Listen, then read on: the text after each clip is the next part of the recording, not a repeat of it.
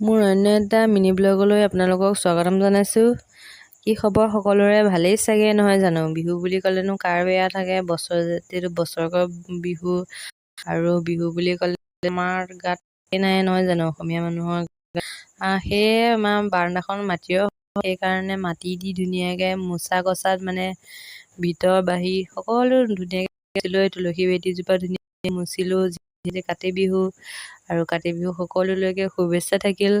ৰাতিপুৱা সেই কাম বন কৰি খাই বৈ আজৰি হ'লে মানে 12টামান বাজিলে চাগে, সময়টো নাচালোঁ। কাম কৰি তাৰপাছত আৰু কি আৰু, কেৰাহীটো ইগন'ৰ কৰিব দেই। তাৰপৰা শিলিখা এটা সুমুৱাই ল'লোঁ মুখত, ঘৰতে আছে, বুটলিলোঁ, ধুনীয়াকৈ থৈ দিছোঁ। আৰু এইয়া মই বেছিকৈ তামোল চামোল খাই নাথাকোঁ, সেইকাৰণে শিলিখা এটাই মুখত ভৰাই ল'লোঁ। তাৰপাছত মুখত ভৰাই কামত লাগি গ'লোঁ।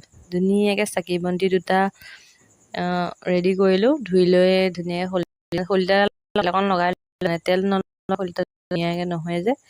তাৰপৰা সন্ধিয়া দেউতাৰ লগত এই ছোৱালী দেহা মানে চাকি জ্বলাই বন্তি জ্বলাই নাম গোঁসাই ঘৰত, আজি বুলিয়ে নহয় সদায়। ময়ো ৰখি নাথাকি তুলসীজোপাত চাকি দিলোঁ। চাকি দিয়াৰ পিছত আমাৰ আহিলে নহয় গুণ্ডামীজনী, তাইও সেয়া সেৱা কৰিলে। সেৱা কৰি আজিলৈ আহিছোঁ। Next video'